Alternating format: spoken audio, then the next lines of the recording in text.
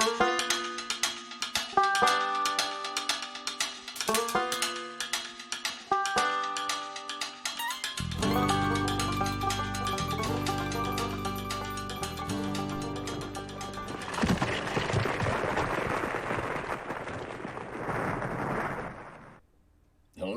and welcome to my cellar.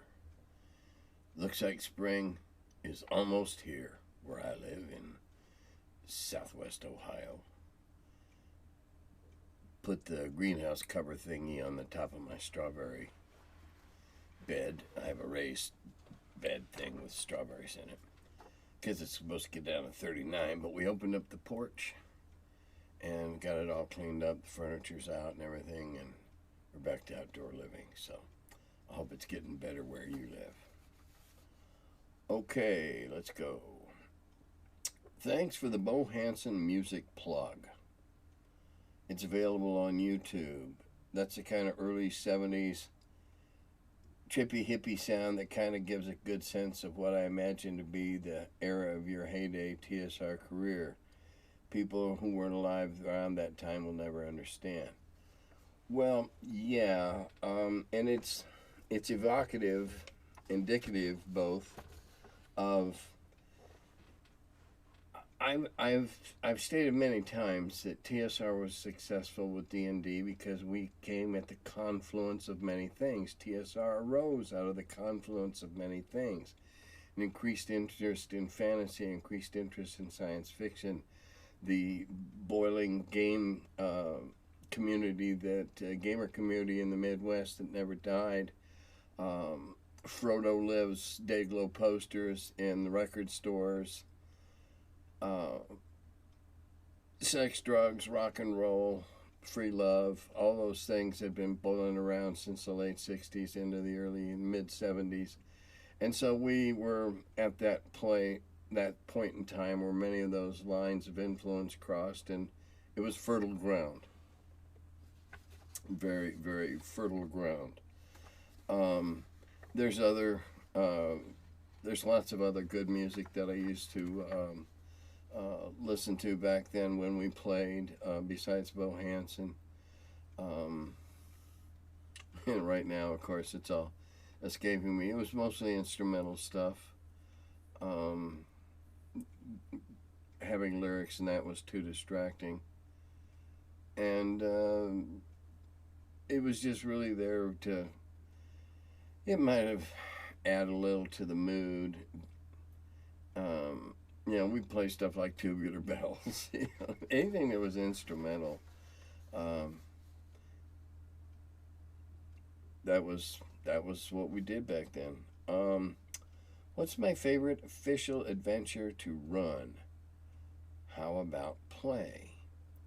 Well, official, I guess you mean TSR stamped. I can't nominate and say I'd rather run my Curse of the Weaver Queen or All's Not Well in the Bosque Dell. I'd much rather do those. But if we're going to go to TSR,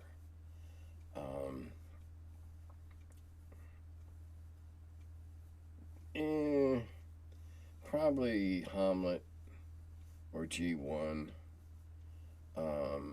Running G1, playing Hamlet.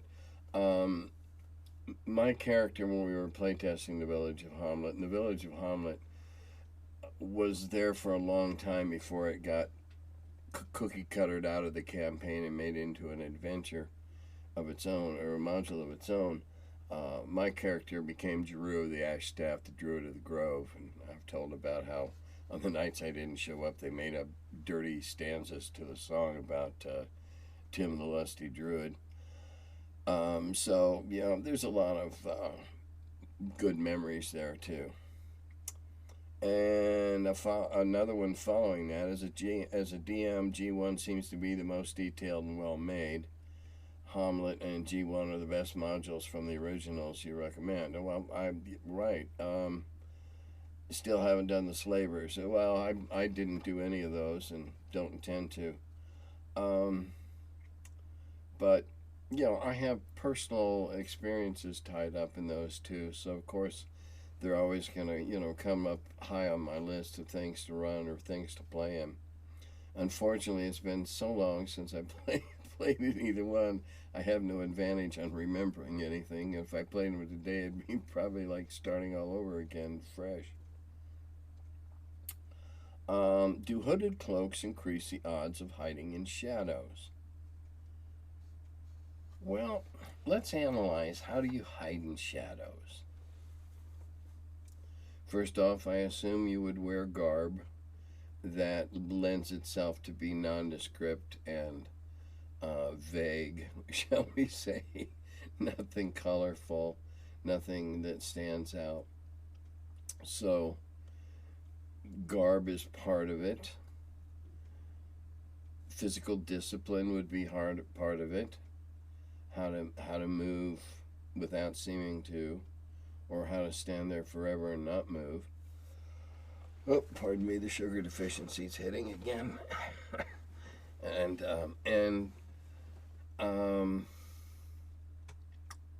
a good place that has shadows, obviously, being able to find the deepest pit of shadows in an area that you have to hide in. And so what would a hood add? Well, possibly, right there, a hood might decrease the idea, or might give you a little better chance because now your eyes can't shine. No, our eyes don't reflect like cats, but they can still shine because they're wet. So I guess maybe a little. I would think that the skill set involves having a hooded cloak, just like when you throw certain spells, you have to have certain items and components. But that's just in my world.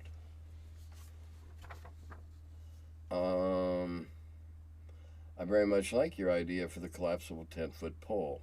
One of the first generally useful magic items that my player have a chance of looting is the +0 magic stick.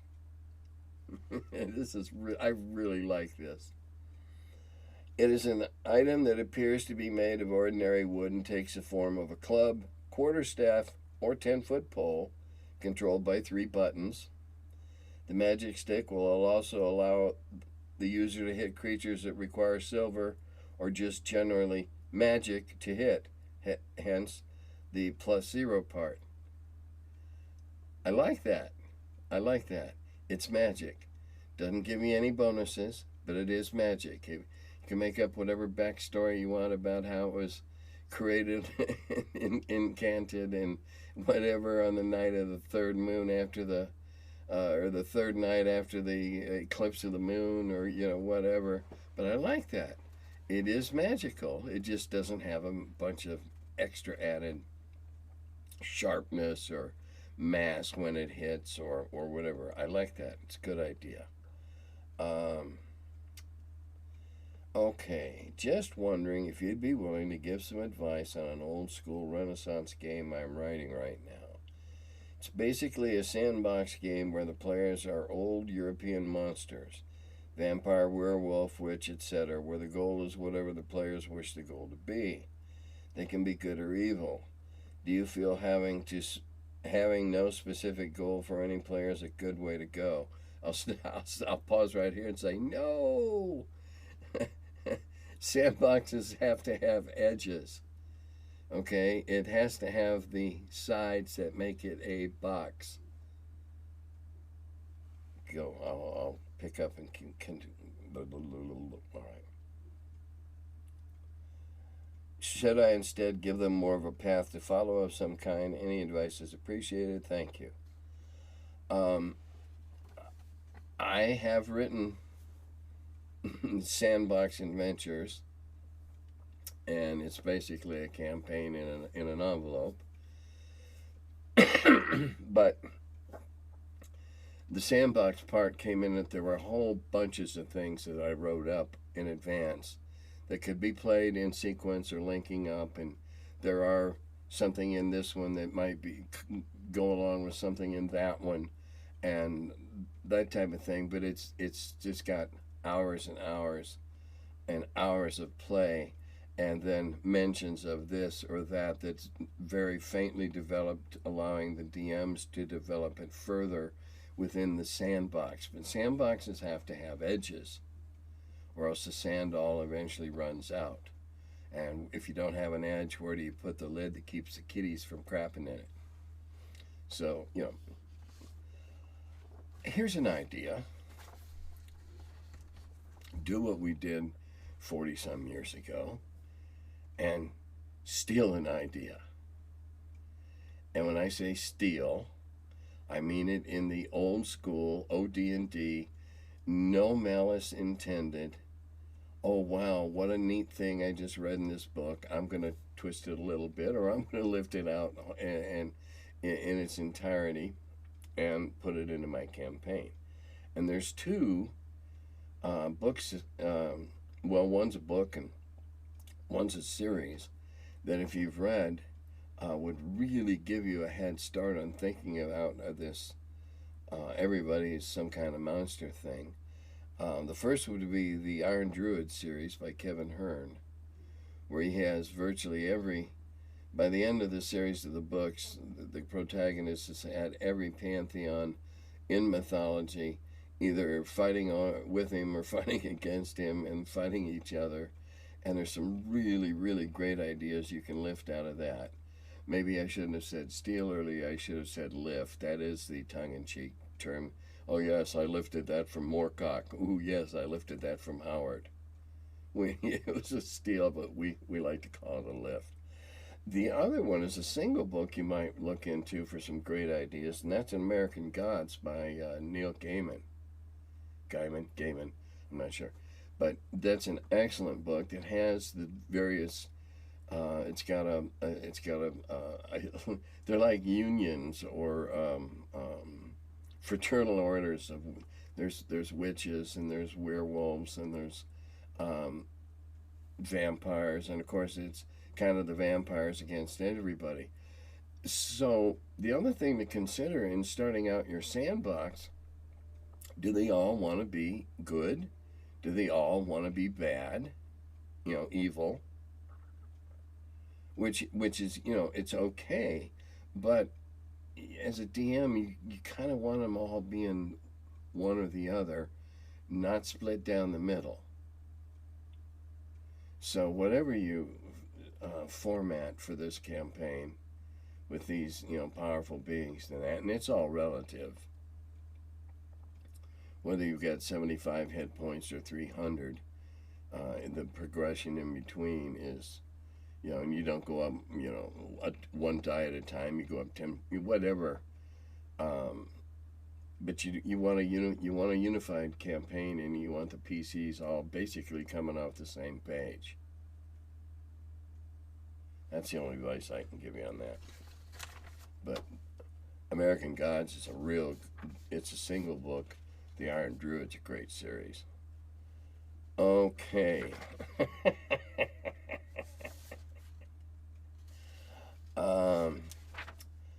Ice cream and chili in D&D seems like something worth having in a D&D world. But pretending McDonald's ever served real ice cream enough to care about their ice cream machines getting repaired is worse than pretending Cincinnati is the chili capital of the world. All right, I'm sure this is my thing about how the franchisees were getting hosed on their machines that broke down and cost too much to get repaired. Well, okay, I will agree that calling what they serve as ice cream is a stretch. It feels like fillers and polymers. However, having said that, I still enjoy maybe once every 2-3 years one of their vanilla shakes. It's just a taste from my childhood that I enjoy. It's like I said, it's probably polymers and stuff, but I don't care. Now, this other thing, I gotta take, Cincinnati and chili. All right. First off, you ruffle my feathers with this one. It is arguably correct that Cincinnati is the chili capital of the world, in that per capita we have more chili parlors than I think Seattle has Starbucks per capita. We don't have a brand such as Starbucks. We have Queen City, Gold Star, Skyline. Um, oh, there's a couple, three others that are small single shops that have been going forever and ever, and they all make chili. They're every bar type restaurant in the city worth their salt tries to make a batch of chili. There are all the Mexican places that make Tex-Mex chili. So I'll be the first to admit that Cincinnati chili is strange. When I moved here, the Partha guys, oh man, you like chili? Oh, you're gonna love it in Cincinnati. We got a chili parlor in every other corner, which it was true in the area that Partha's shops were, and my shop was. It was true, but they took me to two or three of them, and I said, when are we going to have real chili? Because I grew up I grew up first, eating canned Hormel or Ray's, but then Tex-Mex to one degree of heat or another. And it took me a long time to establish which one I would eat in conies. And back before my cancer surgery and all the weight loss and everything, Gold Star cheese conies, I could eat 5 of those buggers. Now I eat one, and I eat one and I split an order of fries with my wife. But back then, oh God, yes, I love them, and I can eat a 5-way, and a 3-way and a 5-way and all that. I can eat it, but I gotta think that Cincinnati's Chamber of Commerce isn't too far off when they count chili joints. And I don't mean, and I'm not just counting only also all the little mom and pop diners or whatever that might offer chili once a week or anything. Anyway, I was asked about NTRPG, North Texas RPG Con. Yes, I love that con. I know they're going live next month, and I'm just not ready to get on a tin box for 2 hours with people that may or may not follow protocols. No, I'm sorry. I will be running several games online in the virtual part of the con.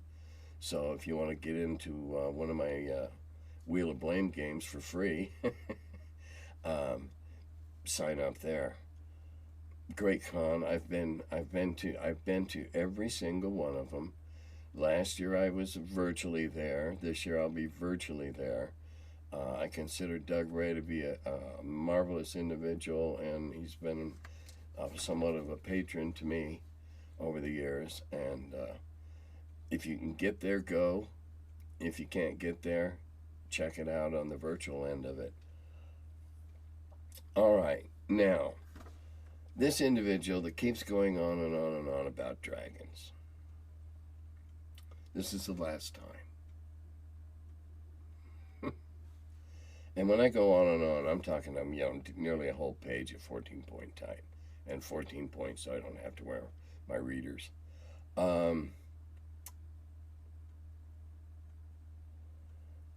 He's going on and on and on about dragons being an apex predator, and he compares to polar bears and tigers, and these are all warm-blooded. Warm-blooded animals must eat more to produce the heat that they need to survive. It's kind of an established fact that dragons are reptiles, and reptiles are cold-blooded. So they don't need to eat all the time. If they have a nice hidey hole in the bottom of the mountain that they rooted all the dwarves out of, And the dwarves had all this masses of gold, which dragons just love to lay in because it's therapeutic for their scales. And they're cold-blooded. They don't need to be out eating all the time. Now we go through pages and pages and pages, or line after line after line of the arguments. Anyway, he says, estivating seems plausible too. Now you put it that way. All right, we're done talking about dragons. In my world, they work that way. They're cold-blooded. They sleep for long periods in between feedings, just like snakes do. That's my world. Yours can do whatever you want. All right. If the tone of the game was appropriate, maybe a less serious, pulpy, or wuxia-inspired game, stop here. Congratulations. You gave me a word I had to look up. I've been known to do that in just about everything I ever wrote. But very good. A Wuxian-inspired game. Chinese ancient heroes coming back as demigods with powers, etc., etc.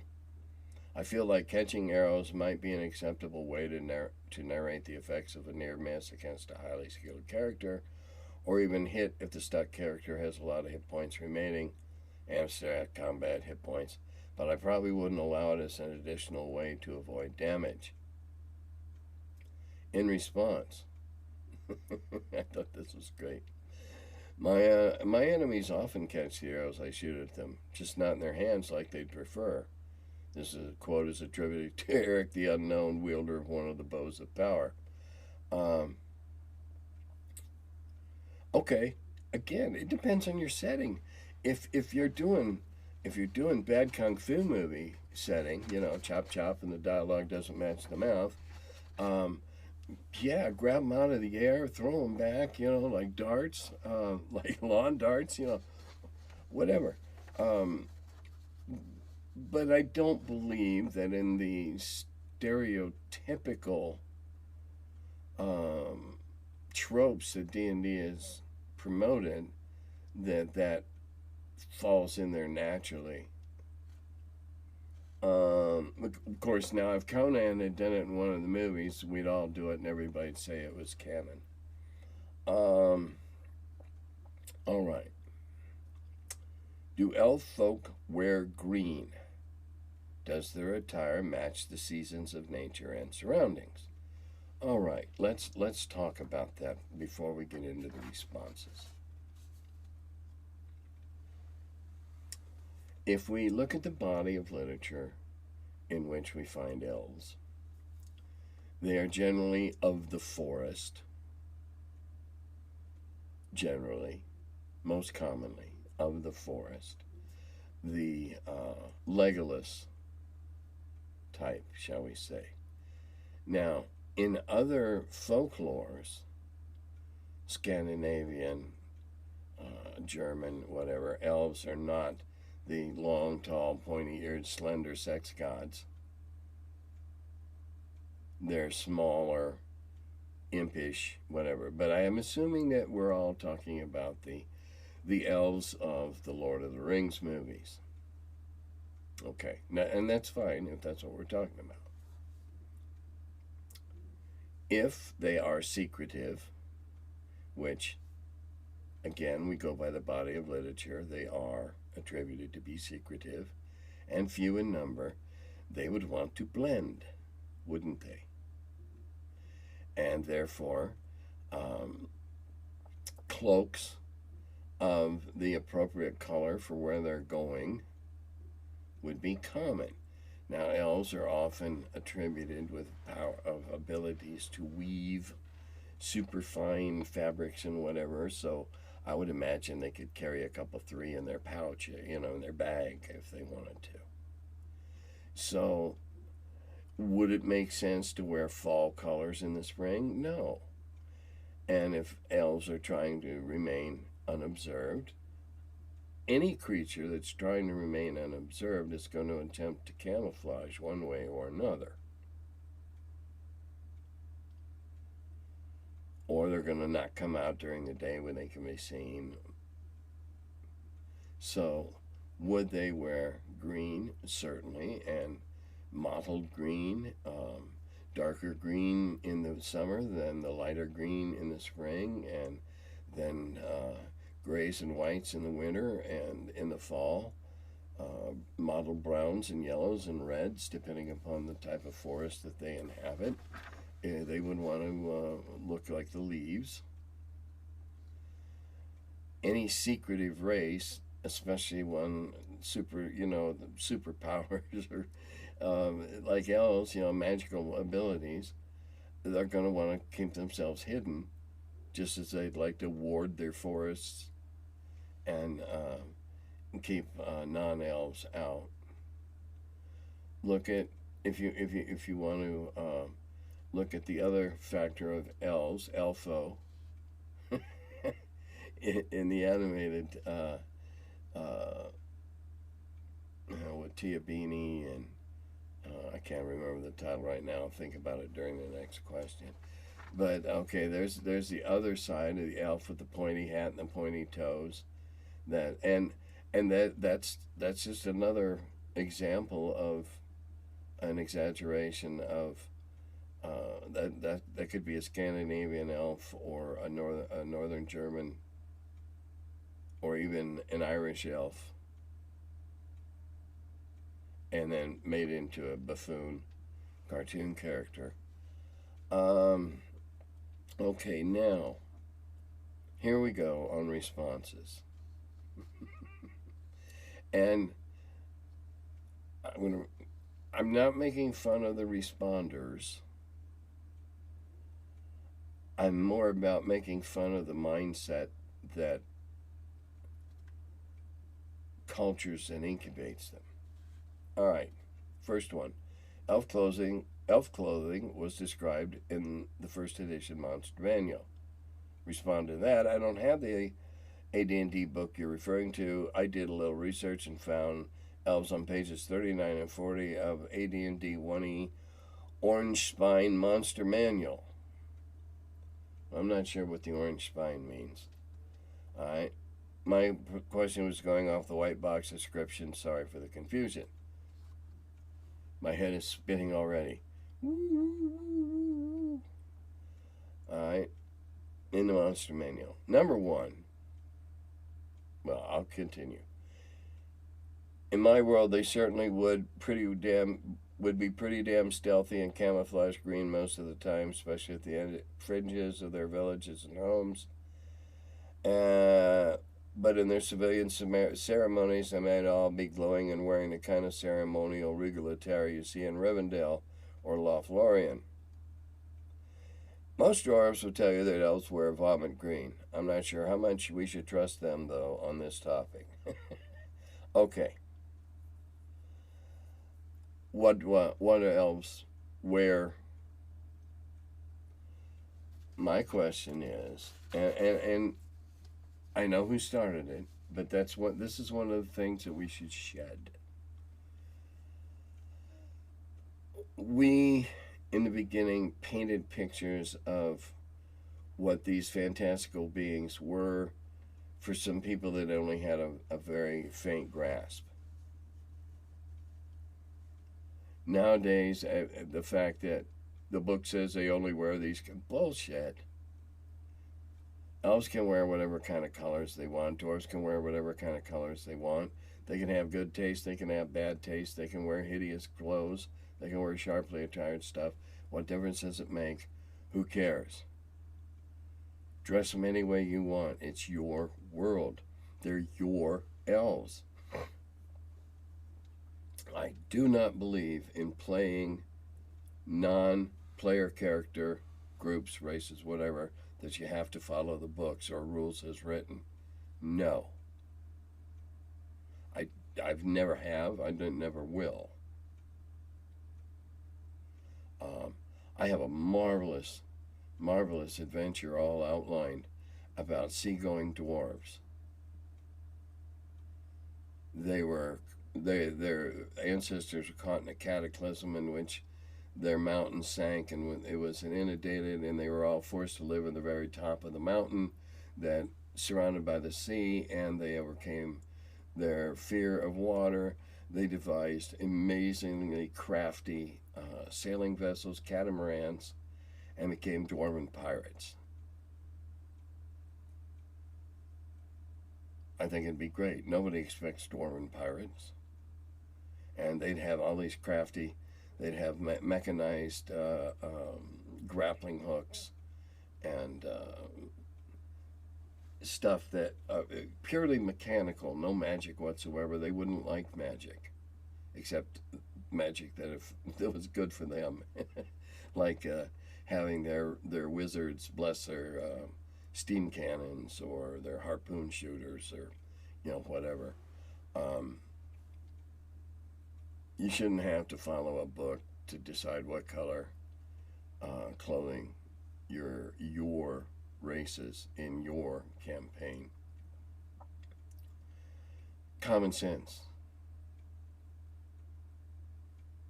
People that live in the desert and the edges of the desert are going to favor colors that blend so that they don't stand out, for no other reason, to their predators.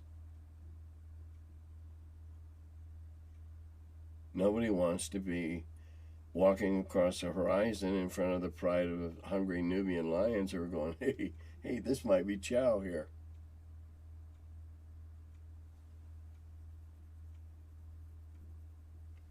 Guess that's all I got for tonight.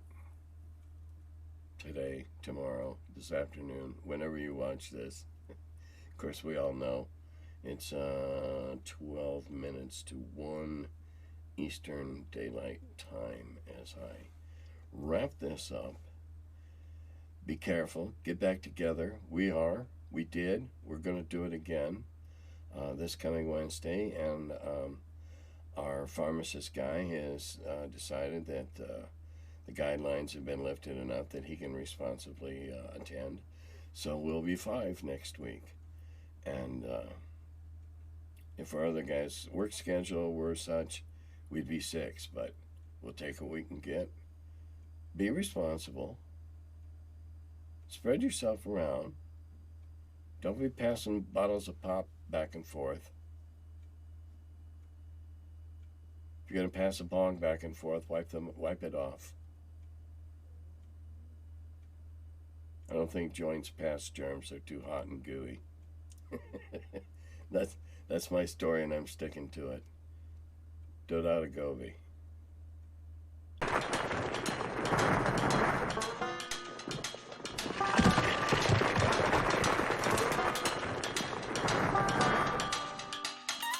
Oh, hello. I'm still figuring out when this thing starts. Welcome to my cellar. He's the curmudgeon who wrote about the dungeons. Now he's the feller, live from the cellar. Talks about D&D and old school RPGs. Still quite a feller, the curmudgeon in the cellar. Last man around when the race went down. Calling Gary in that Lake Geneva town. Hey Gary, it's an awful mess. Let me edit, we'll have success. D&D and Dragon Magazine. He's the curmudgeon who wrote about the dungeons. Now he's the feller, live from the cellar. Talks about D&D and old school RPGs, but he's still quite the feller, the curmudgeon in the cellar. Magic missile, it's a mortar shell. Make it hit in the first level spell. Brought psionics to the game to attack that wizard brain. ESR and fantasy, collection of micro armory. Titan with tramp under a tree, high as could be. He's the curmudgeon who wrote about the dungeons. Now he's the feller, live from the cellar. Talks about D&D and old school RPGs, but he's still quite the feller, the curmudgeon in the cellar. Still quite the feller, the curmudgeon in the cellar. Curmudgeon.